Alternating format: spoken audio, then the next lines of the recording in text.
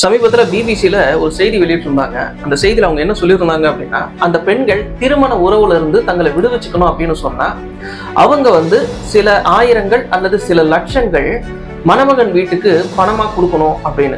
அது ஜீவனாம்சம் அப்படின்னு அதுக்கு அவங்க பேர் வச்சிருக்காங்க. சுதந்திரம் வாங்குறதுக்கு முன்னாடியில இருந்து இந்த கட்டுப்பாடுகள் தொடருது அப்படின்னு அதுல செய்தி போட்டிருந்தாங்க. ஊருக்குள்ள ஆணாதிக்க சட்டங்கள் அங்க இருக்குது அப்படின்னு சொல்லலாம். இங்க இருக்கக்கூடிய சட்டங்கள் பெண்ணாதிக்கமா இருக்கு அப்படிங்கிறதையும் நம்ம பார்க்கணும்.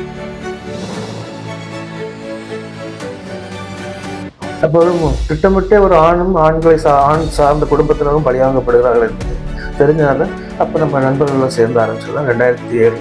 அந்த கணவனை சார்ந்த அவருடைய சகோதரர்கள், தாய் தந்தை, சகோதரி, இப்படி ஒட்டுமொத்த குடும்பமும் கைது செய்யப்பட்டு கோர்ட்டுக்கு ஒரு 3 ஆண்டு 4 ஆண்டு காலம் அலைந்து அதற்கு பின்பாக விடுதலை.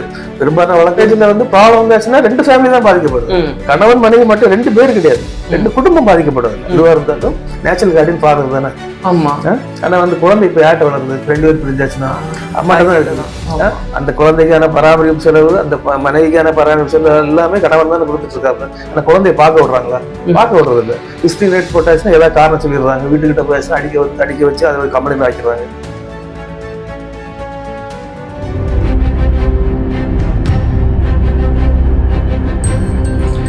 டெஸ்டி பயணம் நேயர்கள் அனைவர் மீதும் எல்லாம் வல்ல இறைவனின் அமைதியும் சமாதானமும் உண்டாவதாக.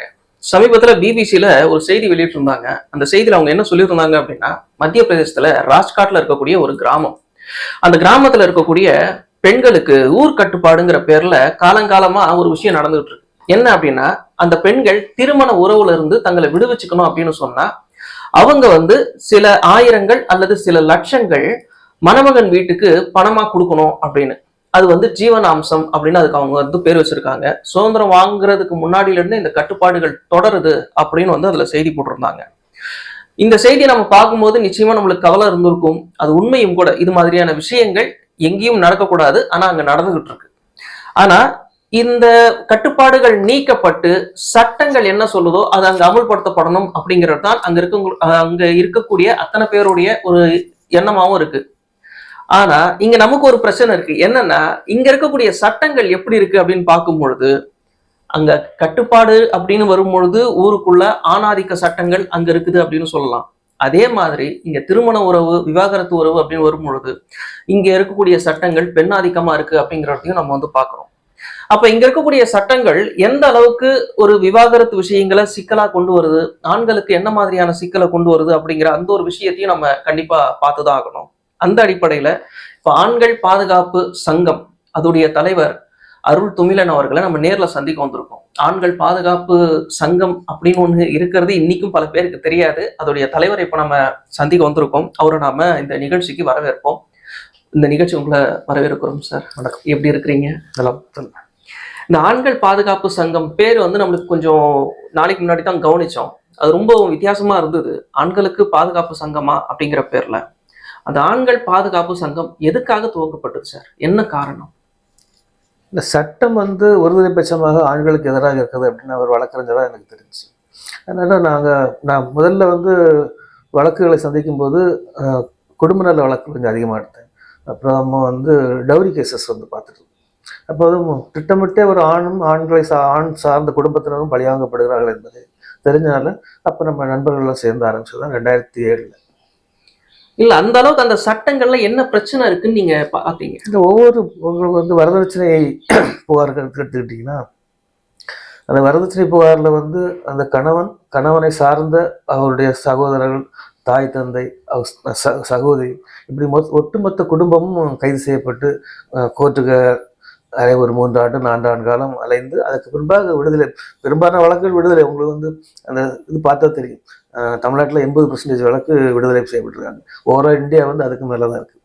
அப்போ ஆனால் அந்த 3 ஆண்டுகள் 4 ஆண்டுகள் அந்த ஒரு திருமணம் செய்த காரணத்துக்காகவே அந்த கணவனுடைய குடும்பத்தார் வெறுமனே கணவன் மட்டும் கோர்ட்டுக்கு போயிட்டு ஒரு நாள் ஃபுல்லாக கோர்ட்டில் அழைச்சிட்டு வர்றதுங்கிறது ஒரு 4 நாட்கள் அவனோட உடன் பிறந்த சகோதரனுடைய கணவன் இப்படி ஒட்டுமொத்த குடும்பமும் அலைந்து அதுக்கு பின்பாக விடுதலை வாங்கி கொண்டு போவார்கள். ஆனால் அவர்களுக்கு அந்த 4 ஆண்டுகள் அவர்களுக்கு அந்த கிடைத்த அந்த மன உளைச்சல், அவர்களுடைய வேலை இழப்பு, மற்ற அனைத்துக்குமே எந்த தீர்வுமே கிடையாது. எங்க நீங்க அதுக்கு வந்து வேற எந்த காம்பன்சேஷன் போனாலும் கிடைக்காது. இந்த மாதிரியான சூழ்நிலையில அந்த ஒரு ஆண்களுக்காக நம்ம வந்து ஏதாவது செய்யணும்னு ஆரம்பிக்க விட்டதுதான். இல்ல அந்த சட்டங்கள்ல வந்து பலகீனமா நீங்க அப்ப எதை பாத்திருக்கீங்க அப்படின்னா, அந்த பெண்கள் நினைச்சா யார வேணாலும் அந்த குடும்பத்தை, அந்த கணவன் குடும்பத்தை சேர்ந்தவங்க யார வேணாலும் இந்த வழக்குல சிக்க வைக்கலாம்ங்கிற அளவுக்கு அந்த சட்டங்கள் ரொம்பவும் எளிமையானதா இருக்கா அவங்களுக்கு? பெண்கள் சார்ந்த பெண்களுக்கு ஆதரவான சட்டங்கள் தான் இந்தியாவில் அதிகமாக இருக்கு. இப்போவும் பெண்களுக்கு சார்ந்த சட்டங்கள் கொண்டு வரப்படுது. பெண்கள் நலம் காக்கும் சட்டங்கள் தான் அதுக்கு பேரு. இப்போ வந்து 2005 அமெண்டான டொமஸ்டிக் வயலன்ஸ் ஆக்ட் சொல்லலாம். குடும்பத்திலிருந்து பெண்களை பாதுகாக்கும் சட்டம் தான். குடும்பம் என்பது ஆணும் பெண்ணும் சேர்ந்தது தானே. அப்ப பெண்களை பாதுகாக்கப்பட்டு தான் சட்டம் வருது. வயலன்ஸ்ல வந்து பெண்ணுக்கும் ஆணுக்கும் வந்து வேற வித்தியாசம் இருக்குதா? ஆனா வந்து சட்டம் வந்து பெண்களுக்காக மட்டும்தான் கொண்டு வரப்படுது. அந்த கொண்டு வரக்கூடிய சட்டங்கள் வந்து அதிகப்படியாக தவறாக பயன்படுத்தப்படுகிறது என்பதை வந்து உச்ச நீதிமன்றம் இந்த வழக்குல சொல்லிடுச்சு. உங்களுக்கு 488 கேஸ்ல உச்ச நீதிமன்றம் பல முறை சொல்லிடுச்சு. அதுக்கு பின்பாகத்தான் நாங்க நிறைய போராட்டம் பண்ணியிருக்கிறோம். எங்களுடைய அப்ரோசியேஷன் அனுப்பியிருக்கோம், லா கமிஷன் அனுப்பியிருக்கோம். அதுக்கு பிறகு அந்த இல்லாஸ் அரெஸ்ட் பண்றதை கொஞ்சம் கம்மி பண்ணாங்க. இல்லாஸ் வந்து தேவையில்லாம வழக்குல சேர்ப்பாங்க, கைது செய்ய மாட்டாங்க. முன்னாடி வந்து புகார் கொடுத்த உடனே அவங்க ஒட்டுமொத்த குடும்பம் கைதாக நிலை இருந்தது. இப்ப அது கொஞ்சம் தவிர்க்கப்பட்டிருக்கு. ஆனா இப்ப வந்து அதே நிலைதான் வந்து இப்போ டொமஸ்டிக் வயலன்ஸ் ஆக்ட்ல இப்ப அதே நிலை தான் இருக்குது. கைது பண்ண மாட்டாங்க. ஆனா வழக்குல வந்து எல்லாரும் சேர்க்கப்படுவாங்க. அவங்க வெளிநாட்டுல இருக்கக்கூடிய உறவினர் கூட சேர்க்கப்படுறாங்க. இப்போ இவங்க 2 பேர் குடும்பம் கல்யாணம் பண்ணி குடும்பம் நடத்திட்டு இவங்களுக்குள்ள உள்ள பிரச்சனை வயலன்ஸ் நடக்கலாம். அது நடந்துக்கும் நடக்காம இருக்கு. அது வேற அந்த சப்ஜெக்டுக்குள்ள போகுது. அதுல வெளிநாட்டுல இருக்கக்கூடியவங்க எப்படி இந்த இதுல சப்ஜெக்ட் உள்ள வந்தாங்க, அவங்க பேரை சேர்த்துறாங்க. அவங்க வந்து இங்க வந்து பெயில் எடுத்துட்டு அந்த கணக்குல நான் இல்லைன்னு சொல்லி உயர் நீதிமன்றம் நாடி தன்னை வந்து விடுவித்து கொண்டு போகக்கூடிய சூழ்நிலை. அப்ப அந்த இந்த எல்லாம் வந்து எப்படி செய்ய முடியுதுன்னா, ஒரு பெண் அவங்களுக்கு சாதகமான சட்டங்கள் இருக்கு. இப்ப ஆண்கள் இது அவங்க பொய் சொல்றாங்க அப்படின்னா அந்த பொய்யை வந்து நம்ம வந்து எப்படி வாதாடி நம்ம வந்து கோர்ட்டுக்கு போய் ஒரு 2-3 ஆண்டுகள் அலைந்து நிரூபிக்க முடியுது. புரியுதுங்களா? அப்ப ஒரு பெண் நினைத்தா ஒரு குடும்பத்தை பழி வாங்கி விடலாம், என்ன வேணா செஞ்சிடலாங்கிற நிலை தான் இருந்துட்டு இருக்கு. இல்ல ஒருவேளை அது பொய் வழக்கா இருந்தா அவங்க மேல எதுவும் ஆக்ஷன் எடுக்கிறதுக்கு சட்டம் இப்போ வந்து நாங்க அந்த அதுக்கான கோரிக்கை எல்லாம் வச்சிருக்கிறோம். இப்போ யூஎஸ்ல வந்து ஒரு சில ஸ்டேட்ஸ்ல இருக்கு. விர்ஜீனியா ஸ்டேட் நினைக்கிற அதில் ஒன்று இருக்குது. 2-3 ஸ்டேட்ஸ்ல வந்து கொண்டு வந்திருக்காங்க. எப்படின்னா இந்த ஃபேமிலி இஷ்யூல அந்த பெண் தரப்புல புகார் கொடுத்ததுல பொய் அப்படின்னு தெரிய வந்துச்சுன்னா அந்த அரசாங்கமே வந்து அவங்க மேல நடவடிக்கை எடுத்து இமிடியேட் ஆக்ஷன் அவங்களே வந்து அப்படியே வழக்கு அவங்க மேல போட்டு அவங்கள கைது செய்ய வேண்டிய நிலைமையில இருக்கு. இந்தியாவில் அந்த மாதிரி எல்லாம் கிடையாது. கம்ப்ளைண்ட் கொடுத்து வாங்கியாச்சு இந்த ஆண்கள் மேல நடவடிக்கை எடுப்பாங்க. சப்போஸ் மொத்தமா பொய்யா இருந்துச்சுன்னா திருப்பி அனுப்பி விட்டுருவாங்க. அந்த பெண் புகார் கொடுத்தாச்சுன்னா அவங்க மேல நடவடிக்கை எடுப்பது கிடையாது. ஆனா அந்த நிலை வரணும். அந்த நிலை வந்தால்தான் இந்த பொய் புகாரோட எண்ணிக்கை குறையும். இப்போ உச்ச நீதிமன்றம் பல முறை வந்து இந்த சட்டத்தை திருத்தணும் அப்படின்னு சொல்லியிருக்குன்னு நீங்க சொல்லியிருக்கிறீங்க. அந்த சட்டத்தை வந்து தவறாக பயன்படுத்துறாங்கிற சொல்றாங்க. அப்போ எந்த நடவடிக்கையுமே இந்த சட்டத்தை திருத்துறதுக்கான நடவடிக்கைகள் எடுக்கப்படலையா? ஆமா, சட்டம் திருத்துறதுக்கு உச்ச நீதிமன்றத்துக்கு அதிகாரம் கிடையாது. சட்டத்தை திருத்துறதுக்கு உங்களுக்கு வந்து அரசாங்கத்துக்கு தான் அதிகாரம் இருக்குது. புரியுதுங்களா? உச்ச நீதிமன்றம் சொல்லுவாங்க, அவங்க இதுக்கு வந்து கருத்தை சொல்லுவாங்க. அந்த கருத்தின் அடிப்படையில அது நடவடிக்கை வந்து அரசாங்கம் தான் எடுக்கணும். அவங்க எடுக்க மாட்டாங்க. அதனாலதான் அவங்க என்ன பண்ணிட்டாங்க, உச்ச நீதிமன்றம் ஒரு ஆர்டர் போட்டாங்க. இந்த இல்லாச வந்து அரெஸ்ட் பண்ணக்கூடாதுன்னு அந்த இதுலதான் ஆர்டர் போட்டாங்க. அந்த 490 நம்ம வரதட்சணை புகார் கேஸ்ல எல்லாமே பொய் புகாரா வந்துட்டு இருக்கும்போது அந்த உறவினர்களை கைது செய்யாதீங்கன்னு சொல்லிட்டு அவங்கதான் ஒரு கைட்லைன்ஸ் கொடுத்தாங்க. அந்த கைட்லைன்ஸ் படி தான் இப்போ வந்து அது நடக்குது. சரி, இந்த வரதட்சணை கொடுமை வழக்குல வந்து பெண்கள் வந்து ஒரு வழக்கு பதிவு பண்றாங்க அப்படின்னு சொன்னா பெரும்பாலும் அது பொய்யா இருக்கு அப்படின்னு சொல்லும் பொழுது, ஆனா அந்த வழக்கு அவங்க கொடுக்குற அளவுக்கு அவங்க மன அழுத்தத்துக்கு உள்ளா இருக்கிறாங்கிறதே நம்ம ஒத்துக்கணும் இல்லையா? மன அழுத்தம் வந்து உங்களுக்கு குடும்ப பிரச்சனையில ரெண்டு தரப்புக்குமே வந்து 2 பேரும் ஒழுங்கா வாழ்ந்தாங்கன்னா எந்த பிரச்சனையும் இல்லை. பரஸ்பரம் விட்டு கொடுத்து வாழ்ந்தாலும் அது மாதிரி கூட எந்த பிரச்சனையும் இல்லை. பிரச்சனை வந்து ஒரு சைடுல இருந்து வரது கிடையாது. மன அழுத்தம் அவங்களுக்கு இருந்தா அதே மாதிரி மன அழுத்தம் வந்து கணவன் சைடுல இருக்கதானே செய்யும். ஒரு மேரேஜ்ல வந்து ப்ராப்ளம் வந்தாச்சுன்னா 2 ஃபேமிலி தான் பாதிக்கப்படுது. கணவன் மனைவி மட்டும் 2 பேர் கிடையாது, 2 குடும்பம் பாதிக்கப்படுதில்ல. அப்ப மன அழுத்தம் வந்தா 2 சைடுல இருக்கதான் செய்யும். இப்ப நீங்க குடும்ப வழக்குகளை எடுத்து நடத்தக்கூடிய ஒரு வக்கீலா இருந்துட்டு இருக்கீங்க.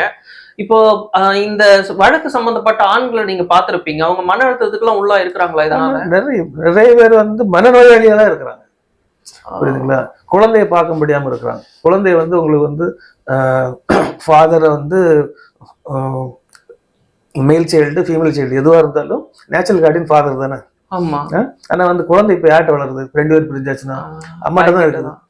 அந்த குழந்தைக்கான பராமரிப்பு செலவு, அந்த மனைவிக்கான பராமரிப்பு செலவு எல்லாமே கணவன் தானே கொடுத்துட்டு இருக்காங்க. ஆனா குழந்தைய பார்க்க விடுறாங்களா?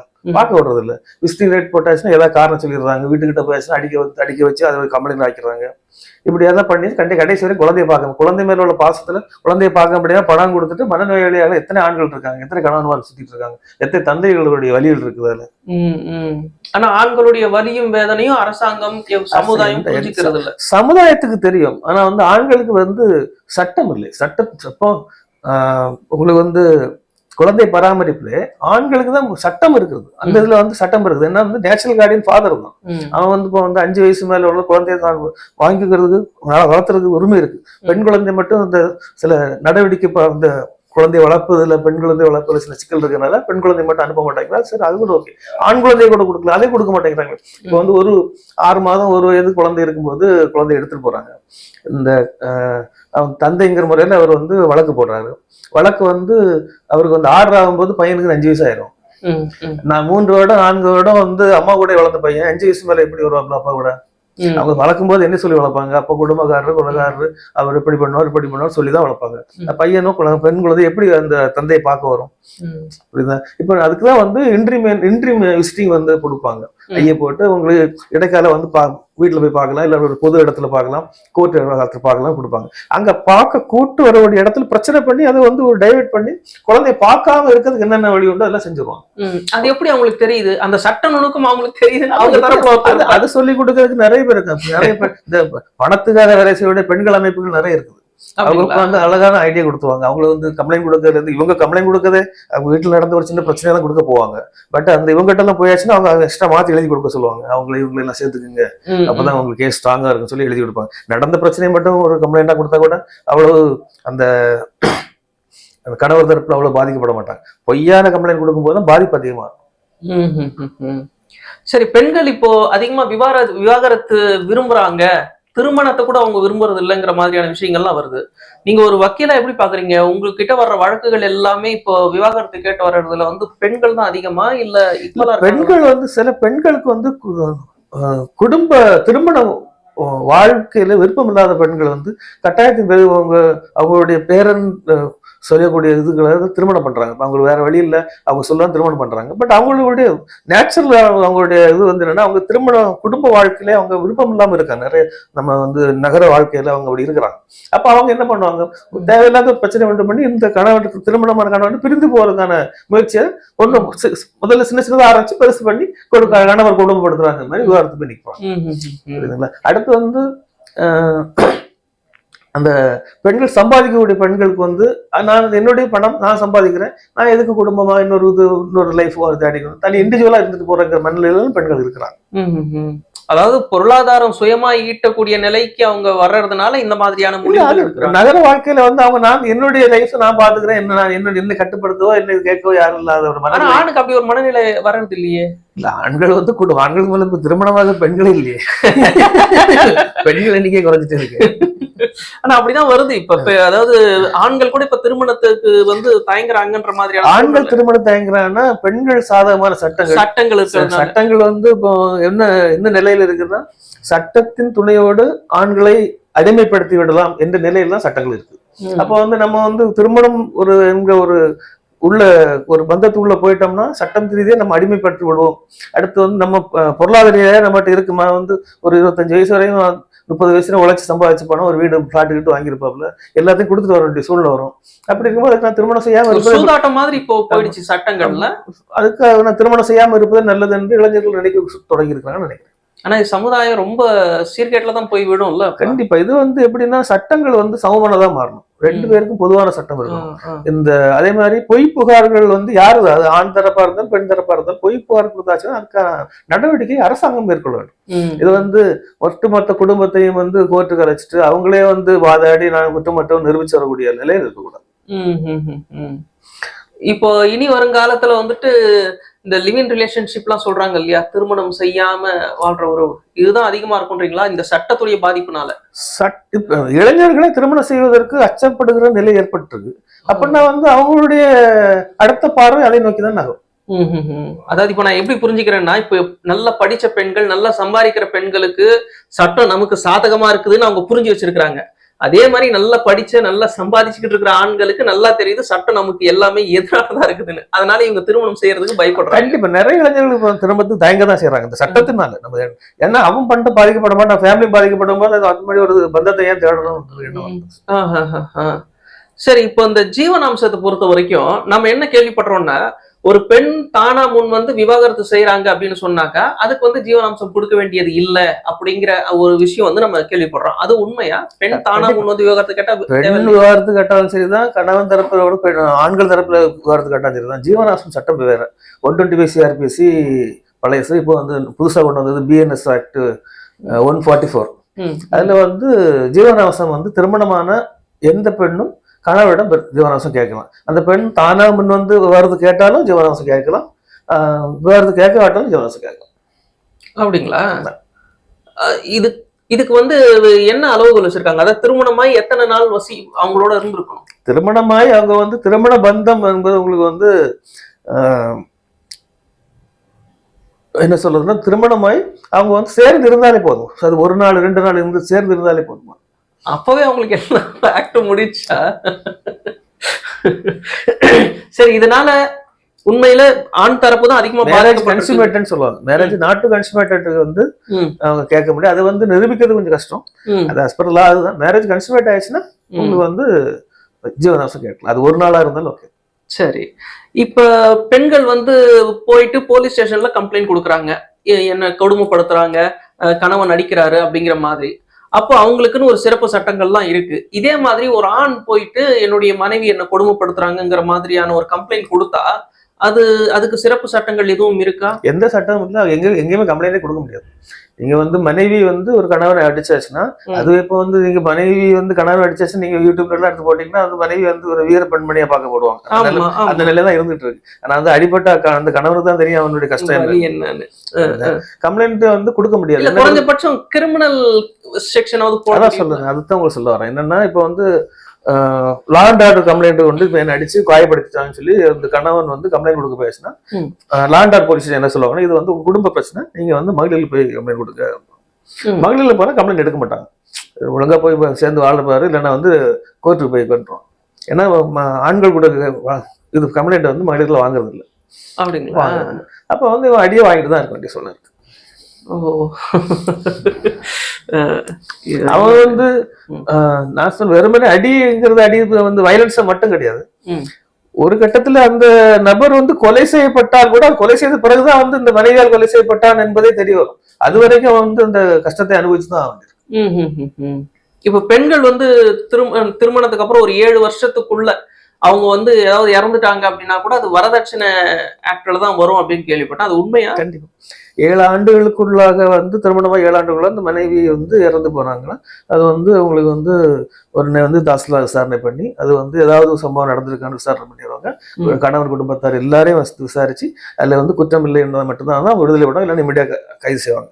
ஆனா வந்து திருமணமான ஆண்கள் 7 ஆண்டுக்குள்ள தற்கொலை செய்து கொண்டாங்கன்னா அவங்களுக்கு எந்த விசாரணையும் இருக்காது. அது குடும்ப பிரச்சனை. இப்போ அது குடும்ப பிரச்சனை இல்லை. அவர் வந்து குடிப்பழக்கம் இருந்துச்சு, கடன் தொல்லை இருந்துச்சு, வயிற்றுவலி இருந்துச்சு, இப்படி மாதிரி தான் முடிச்சுவாங்க. தமிழ்நாட்டுல மட்டும் ஒரு ஆண்டுக்கு 10,000 திருமணமான ஆண்கள் தற்கொலை பண்றாங்க ஒரு வருஷத்துக்கு. பெண்களுடைய தற்கொலையோட ஆண்களுடைய தற்கொலை அதிகம். தேசிய குற்ற ஆவண காப்பகத்தின் அடிப்படையில தமிழ்நாட்டில் சுமார் 10,000 ஆண்கள் தற்கொலை பண்றாங்க. புரியுதா? எங்கேயாவது விசாரணை கமிஷன் பண்ணிருக்காங்களா? எந்த கமிஷன் இருக்காது. இல்ல, இந்த தற்கொலை எல்லாமே இந்த திருமணம் அந்த மனைவி காரணமா நடக்குது. நீங்க வந்து ஒரு திருமணமான பெண் இறந்து போனாச்சுன்னா 7 ஆண்டுகள் இறந்து போயாச்சுன்னா விசாரணை பண்ணி தானே முடிவு பண்றீங்க. அப்ப திருமணமான ஆண் இறந்து போயாச்சுன்னா எந்த விசாரணை ஏன் பண்றது இல்ல? ஒருவேளை பெண்கள்ன்றதுனால இறக்கம் காட்டுறாங்க. இல்ல, அப்ப ஆண்களுக்கு வந்து உயிர் வந்து வேற, பெண்களுக்கு உயிர் வேறையா? 2 பேரும் உயிர் ஒன்று தானே. தன் மகன் எதற்காக இருந்தான், தன் சகோதரன் எதற்காக இருந்தான்னு தெரிஞ்சுக்குள்ள உரிமை வந்து அவங்க குடும்பத்தார் இருக்காதா? தெரிஞ்சுக்க வேணும்ல. அதையே விசாரணை பண்ண மாட்டேங்கிறீங்க. நீங்க வந்து ஒரு 5 ஆண்டுகளுக்கு பின்பு உள்ள வழக்குகளை வந்து தற்கொலை வழக்குகள் எல்லாம் இந்த 7 வருடத்துக்கு உள்ள மறு விசாரணை செய்யுங்க. எத்தனை பெண்களால எத்தனை மனைவிகளால வந்து அந்த கணவர்கள் சூசைட் பண்ணியிருக்காங்கன்னு சொல்லி தெரிய வரும். ஏன் பண்ண மாட்டேங்கிறீங்க? அப்ப ஆண்களுடைய மரணம் எளிதா கடந்துடப்படுது. ஆமா, கணவன் இறந்து போனாச்சுன்னா எந்த விசாரணையும் இல்லை. மனைவி இறந்தா விசாரணை இருக்குல்ல. அப்ப வந்து உயிர்லயே வந்து பெண்ணுக்கு ஒரு வேல்யூ, ஆணுக்கு ஒரு வேல்யூ தானே இருக்கு. உயிர் 2 பேரும் பொதுவானது இல்லையே. சட்டமும் பொது இல்லை, உயிரும் பொது இல்லை. சரி, இப்போ விவாகரத்துக்கு அப்புறம் இந்த குழந்தைகள் விஷயத்தை பொறுத்த வரைக்கும் அது கண்டிப்பா தாய் கிட்ட தான் அந்த குழந்தை கொடுக்கப்படுமா? சட்டப்படி வந்து நேச்சுரல் கார்டியன் ஃபாதர் தான் சட்டப்படி. ஆனா வந்து அது வந்து நீதிமன்றம் அதை செய்வதில்லை. அதுக்கான வாய்ப்புகள் நீதிமன்றத்துக்கு சரியா கிடைக்குது. என்னன்னா வந்து அந்த குழந்தை சிறு குழந்தையா இருக்கும்போது தாயோட வளர்க்க வேண்டிய சூழ்நிலை வந்துடுது. 5 வயது வரைக்கும் தாயின் பராமரிப்புல இருக்க வேண்டியது இருக்குது. அப்ப 5 வயசு வரைக்கும் தாயின் பராமரிப்புல இருந்த குழந்தை வந்து 6 வயசுல வந்து அப்பா கிட்ட வராது. அது வராது. அதுக்கு மேல வர முடியாத அளவுக்கு அவர்கள் சொல்லி வளர்க்கப்படுவார்கள். அந்த குழந்தை பருவத்தில் அதை சொல்லிதான் வளர்க்கப்படும். அப்படிங்கும்போது கண்டிப்பா வராது. சரி, ஒரு ஆசையா வந்து ஏதாவது திங்ஸ் வாங்கி கொடுத்தா கூட தூக்கி போடுற மாதிரி எல்லாம் சொல்லி போட்டு கூட்டு வருவாங்க. அப்போ 5-6 வயது ஆயிட்டு 10 வயது போயிடுச்சுன்னா அதுக்கப்புறம் வரவே மாட்டோம். அப்ப வந்து பெற்ற குழந்தையை பார்க்க முடியாத சூழ்நிலை தான் இருக்கும். ஆனா அதுக்காக அவங்க 2 பேருக்கும் மனைவிக்கும் குழந்தைகளும் பணம் கொடுத்துதான் இருப்பாங்க. பணம் கொடுக்காம இருக்க முடியாது. அந்த பணத்திலேயே அவங்க அந்த பணத்தோடு அவங்க வாழ்ந்துவாங்க. ஆனா வந்து கணவன் அந்த தந்தைங்கிற முறையில் அந்த குழந்தைகளை பார்க்க முடியாத சூழ்நிலை கணவன் மனசு அந்த அளவுக்கு கடினமா இருக்குமா? கண்டிப்பா இருக்கதான் செய்யும். அதனாலதான் நான் சொன்னேன், முதலே சொல்லும்போது வந்து நிறைய தந்தைமார் வந்து மனநோயாளிகளா இருக்கிறார். பெற்ற குழந்தையை பார்க்க முடியாது மனநோயாளியா இருக்கிறார். சரி, இது வந்து அரசுடைய கவனத்துக்கு கொண்டு போகலாம் இல்லையா? இந்த மாதிரி கொண்டு போயிட்டு தான் இருக்கோம். நிறைய கொண்டு போறோம். நிறைய கடிதங்கள் எழுதுறோம். நிறைய கேட்கும் போது எப்போதெல்லாம் வந்து இதற்கான வாய்ப்பு கிடைக்கும் போது அப்போது எங்க சங்க சார்பு என்ன பதில் கிடைக்குது? பதில் ஒன்றும் கிடைக்காது. இப்ப வந்து அவங்களுக்கு வந்து பெண்கள் ஓட்டு தான் முக்கியமா தெரியுது. ஆண்கள் ஓட்டு போடுறதில்லைன்னு நினைக்கிறாங்க. ஆனா இந்த நிலை மாறும். இந்த நிலை மாறும். இதே நிலை தொடராது. இப்போ சமீபத்துல டெல்லி உயர்நீதிமன்றம் நீதிபதி கருத்து சொல்லியிருந்தாங்க, ஆண்களுக்கு பாதுகாப்பு சட்டம் தேவைப்படுகிறது அப்படின்னு சொல்லி. கர்நாடக நீதிமன்றம் ஒரு வாட்டி சொல்லிருச்சு. இப்பதான் இந்த நிலைக்கே வரோம். இனிமே கண்டிப்பா 15 வருஷம் ஆயிருமே. இல்ல, இதனுடைய தாக்கம் வந்து ஒவ்வொரு குடும்பத்திலையும் வந்து பாதிக்கப்பட்ட குடும்பத்துல இருக்குதான் செய்யுது. குடும்பத்துல பாதிக்கப்பட்டு அந்த வெறுமனே அந்த கணவர் மட்டும் பாதிக்கப்பட்டவர், அவர் சார்ந்த குடும்பத்துல அவங்க குடும்பத்துல பெண்கள் இருப்பாங்க, அவங்களும் பாதிக்கப்படுறாங்க. இந்த நிலையில அப்போ வந்து அந்த ஒவ்வொரு கட்டத்திலையும் வந்து இல்ல இது இந்த சட்டமே தவறா பயன்படுத்தப்படுங்கிறது எல்லாரும் புரியுது என்று சொல்லும்போது ஆண்களுக்கு சாதகமான இந்த கணவரை பாதுகாக்கக்கூடிய சட்டம் கண்டிப்பா வரும். ஆனா தனித்தனியா ஸ்பெஷல் ஆக்ட் தேவையா? பெண்களுக்கு தனியா ஆண்களுக்கு தனியா? ஒண்ணு கிரிமினல் இருக்கு, சிவில் இருக்கு, இந்த மாதிரி இருக்கும்போது சமமாக்கணும் தான் சொல்ல. நான் வந்து பெண்களுக்கு அந்த சிறப்பு சட்டங்கள் எதுக்காக கொண்டு வந்தாங்கன்னா, பெண்கள் அதுல பாதிக்கப்பட்டு இருந்தாங்க. அப்ப வந்து முன்னாடி வரதட்சணை புகார் எதுக்காக கொண்டு வந்தாங்க? வரதட்சணையில இது பண்ணி 7 ஆண்டுகள் 12 ஆண்டுகள் எதுக்கு கொடுத்தாங்க? அப்ப வரதட்சணையில தற்கொலைகள் நடந்துட்டு இருந்துச்சு, கேஸ் வெடிச்சு இது மாதிரி நடந்துட்டு இருந்துச்சு. அந்த காலத்துல அப்ப அவங்களை உடனே அதை செக்யூர் பண்றது கொண்டு வராங்க. இப்போ வந்து ஈவ்டீசிங் இதை கொண்டு வந்தாங்க. பெண்கள் மேல வந்து ரோட்ல போகும்போது அவங்க மேல மன ரீதியா பாதிக்கப்படுறாங்க, கொண்டு வராங்க. ஆனா அந்த சட்டம் கொண்டு வருது வந்து பெண்களை பாதுகாப்பதற்காக. ஆனா இப்ப அது எதுக்காக பயன்படுத்தப்படுகிறது? ஆண்கள் பழிவாங்க பயன்படுத்துவது. எதற்காக கொண்டு வந்த நோக்கம் விட்டு ஆண்களை பழிவாங்குவதற்காக மட்டுமே பயன்படுத்தப்படுகிறது. அதனாலதான் அந்த சட்டங்கள் வந்து சமமாக்கப்படணும். பொய் புகார்களின் மீது அரசாங்கம் நடவடிக்கை எடுக்கணும். பொய் புகார் கொடுத்துருக்காங்கன்னா நீங்க வந்து அந்த பொய் புகார் மேல அந்த பாதிக்கப்பட்ட நபர் நடவடிக்கை எடுக்கிற மாதிரி இருக்கக்கூடாது. அரசாங்கம் நடவடிக்கை எடுத்தாலும் பெரும்பாலான பொய் புகார் குறைந்து விடும். அப்பவே வந்து பாதி பிரச்சனை முடிஞ்சிருது. அப்ப இந்த சட்டம் கொண்டு வரும்போதே தெரியாதா இது ரொம்ப எளிமையா பெண்களுக்கு மட்டுமே சாதகமா இருக்கு, இதை வச்சு அவங்க பழி வாங்கலாம் அப்படிங்கிற மாதிரி சொல்லணும்? இது வந்து ஓட்டு அரசியல். இது வந்து பெண்கள் தான் ஓட்டு போடுறான்னு நினைச்சிட்டு இருக்காங்க அரசாங்கம். பெண்கள் அது மட்டும் இல்ல, சமுதாயத்தில் பெண்கள் சார்ந்து ஒரு முடிவு எடுத்து அது வந்து ஒரு வரவேற்பு கிடைக்குதுங்கிற மாதிரி. ஆனா அது உண்மை கிடையாது. அது வந்து வருங்காலத்துல மாற்றம் கண்டிப்பாக வரும். சரி சரி, இப்போ வரதட்சணை வந்து வாங்குறதும் தப்பு, கொடுக்கறதும் தப்பு அப்படிங்கிறாங்க. ஆனா வாங்குறவங்க மேல மட்டும் தான் நடவடிக்கை பாயுது. அது கொடுக்கறவங்க மேல நடவடிக்கை எடுக்காம இருக்கிறது காரணம் செக்ஷன் இல்லையா? இல்ல, செக்ஷன் இருக்குது. கொடுக்கறவங்க வந்து தண்டனைக்குரியவங்க தான். ஆனா வந்து என்ன பண்ணுவாங்கன்னா அதுக்கான இப்போ வரதட்சணை கேட்டாங்கன்னு சொல்லி தான் வழக்கு போடுறாங்க. இவர் வந்து கணவன் வீட்டார் வந்து வரதட்சணை கேட்டாங்க, போடுறாங்க. கொடுக்கறது தப்புன்னு இருக்குது இல்லையா? கொடுக்கறது தப்பு தாங்க. ஆனா வந்து அவங்க வரதட்சணை கொடுத்தான்னு சொல்ல மாட்டாங்க இல்லையா? கேட்டாங்க, நாங்க கொடுத்தோம் கிடையாது. கேட்டா கொடுத்தாலுமே குற்றம் தான். ஆனா வந்து சீதனமாக கொடுத்தோன்னு வந்துடும். திருமணத்துக்கு முன்பாக நாங்க சீதனமாக கொடுத்தது தரும். சீதனம்ங்கிறது வரதட்சணை ஆகாது. புரியுதுங்களா? இவர் திருப்பி கேட்டாதான் வரதட்சணை. சீதனமும் வரதட்சணை வராது. நான் கூட சீதனமா கொடுத்தோம். வரதட்சணை வந்து இவர் 2வது கேட்டா ஒரு வேலை ஆஃபர்ஸ். அப்ப நீங்க சொல்றது பார்த்தா வழக்கே மொத்தம் பொய். அப்ப கரெக்டா? இப்போ என் மீது வரதட்சணை கேட்டாரு, நான் வரதட்சணை கொடுத்தேன் அப்படின்னா அது ஆட்டோமேட்டிக்காலே ஆஃபர்ஸ்ல வந்துடுறாங்க. ஆனா நடவடிக்கை எடுக்க மாட்டாங்க. ஏன்னா சட்டம் இது வந்து வரதட்சணை கேட்ட வழக்கு மட்டும் தானே பதிவு பண்றாங்க. கொடுத்தவங்க பதிவு பண்றது இல்ல. சரிதானே? ம், ம், தண்டனை குறைவுதான். இது வந்து வரதட்சணை கேட்டது 7 ஆண்டுகள் போடுறாங்கன்னு வச்சுங்களேன், ம், 5 to 7 வருஷம் போடுறாங்கன்னு வச்சுக்கோங்க. அதுக்கு வந்து 1 ஆண்டு to 3 ஆண்டுகள் வரை தான் தண்டனை வரும். ம், ஆனா அந்த வழக்கை நீங்க பதிவு பண்றது இல்லையா? ம், ம். இது வரைக்கும் ஒருத்தர் கூட தண்டிக்கப்பட்டது இல்ல. வழக்கே பதிவு பண்ணாலும் வந்து எப்படி தண்டிக்கப்படுவாங்க? சரி, இந்த திருமணத்துக்கு இந்த விவாகரத்துக்கு அப்புறம் குழந்தைகள் நல்லா பெருசா வளர்ந்துடுறாங்கன்னு வைங்க. இப்ப நீங்க சொன்னீங்க 5 வயசுக்குள்ள வந்துட்டு தாய் கிட்ட தான் குழந்தை இருக்கும் அப்படின்ற மாதிரி சொன்னீங்க. அதுக்கப்புறம் குழந்தைங்க வளர்ந்ததுக்கு அப்புறம் அப்பா கிட்ட அவங்களே போகணும் அப்படின்னாலும் போகிறதுக்கு சட்டம் அனுமதிக்குதா? குழந்தைங்க வந்து உங்களுக்கு வந்து மேஜர் ஆன பிறகு அவங்க ஏட்ட வேணா போகலாம். ஆனா போக உங்களுக்கு வந்து தோணாது. எப்படி வந்து ஒரு ம், குழந்தை பருவத்தில இருந்து ஒரு ஆளை பார்க்காமலே வளர்ந்தவங்க, இன்னொன்னு வந்து குழந்தையில பருவத்திலே வந்து ம், அவர் வந்து ஒரு தவறான நபர் என்று சொல்லி வளர்க்கப்பட்ட குழந்தை ம், எப்படி வளர்ந்த பிறகு வரும்? ம், ம், ம், ம், ம், வராது இல்லையா? சில அதிசயமாக நடக்கும். ம், சில இடங்கள்ல 5 வயசு 6 வயசு மேல போற குழந்தைகள் இருக்கும். ம். அதுக்கப்புறம் புரிஞ்சவங்க அவங்களுக்கு சின்ன வயசு ஞாபகங்கள்லாம் இருக்கும். அப்பா இப்படி இருந்தாருலாம் இருக்கும்.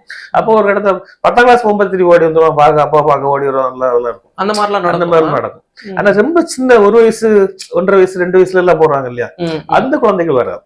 ம், ம், ம். அந்த குழந்தைகள் வர்றதுக்கான அந்த குழந்தைகள் வந்து இந்த அப்பாவுடைய முகமை மறந்து போயிடும். மறந்து போய். மறந்து போயிடும். அப்ப அவங்க வர மாட்டாங்க. ம், ம், அது வந்து சட்ட சிக்கல். அதுல வந்து சட்டம் அதுல வந்து எப்படின்னா நமக்கு வந்து இடைக்காலமா வந்து பார்க்கறதுக்கெல்லாம் அளவு பண்ணுவாங்க. ம், ஆனா வந்து அதுக்கான நடைமுறையில அதை பண்ண இவங்க விட மாட்டாங்க. ம், பெண்கள் தரப்பு அது ஒரு பிரச்சனை ஆக்கிடுவாங்க. இப்போ வீட்டுல போய் பார்க்க போனா அங்க ஒரு அடிதடி ஆயிரும், அது ஒரு வழக்காயிரும். அப்ப அங்க வீட்டுல போய் பார்க்க முடியாது.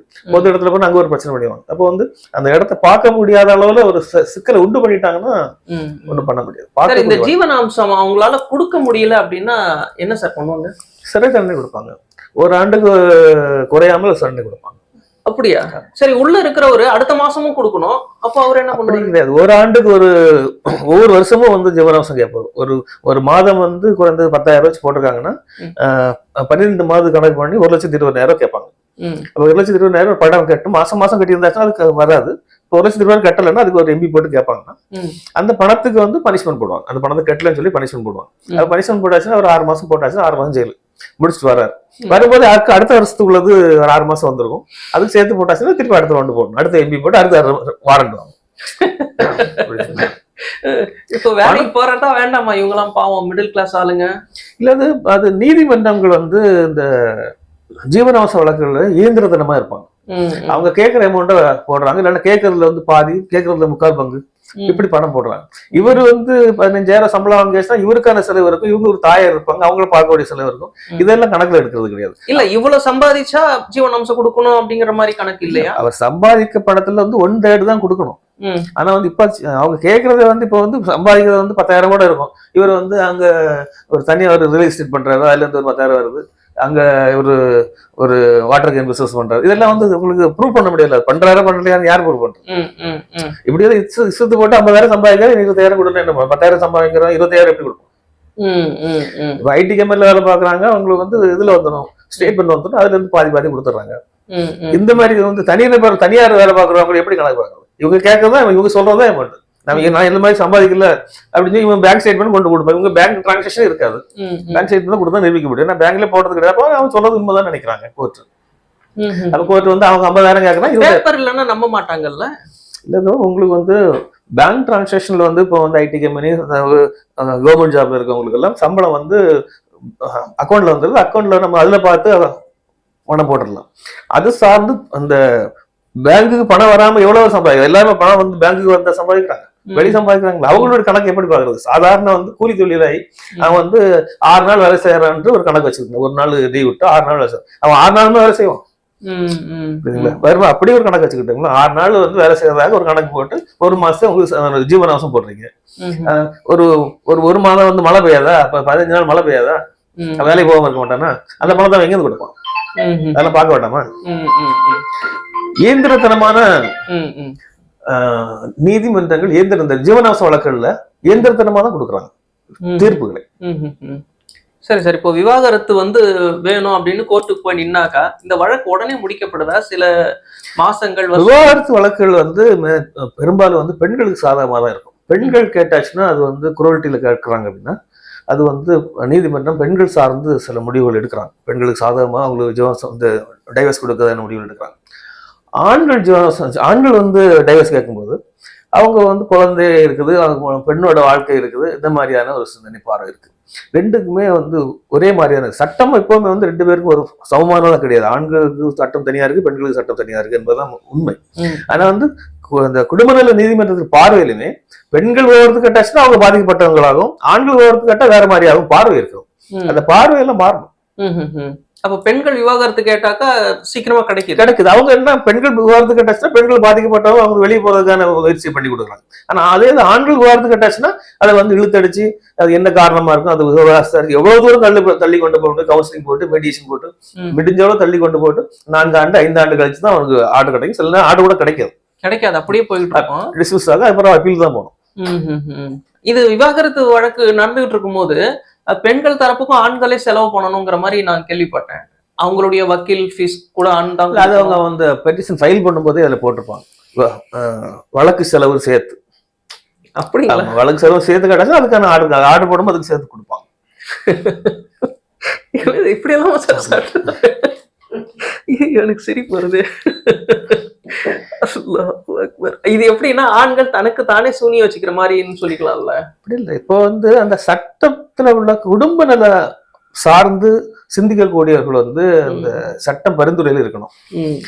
இதுல ஆண் பாலின விரோத சிந்தனை உள்ள பெண்கள் அமைப்புகள், அந்த சிந்தனையில் வளர ஆண் பாலின விரோத சிந்தனை உள்ள பெண்கள் இந்த உமன் கமிஷன்ல இருக்காங்க.